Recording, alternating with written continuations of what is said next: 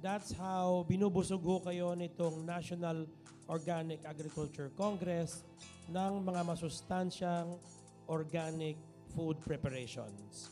So maraming salamat sa isang makabuluhang maghapon na mga lektura at kuro-kuro on this first day of the National Organic Agriculture Congress. At bukas po, yung binanggit ho ay mga breakout sessions.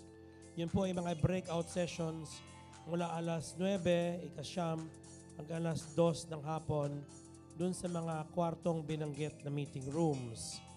Ang plenary po ay gagawin dito sa plenary hall bandang alas 2 ng hapon kung saan po ilalabas ang mga resolutions na inyong binuo at mga suhestyon para sa ikuunlad ng organic agriculture. Magandang hapon po at magkikita-kita tayo ulit sa forum ngayon at mamaya pong bandang ika-6 ng gabi doon ulit sa reception hall para sa ating pagtitipon-tipon at masaganang hapunan.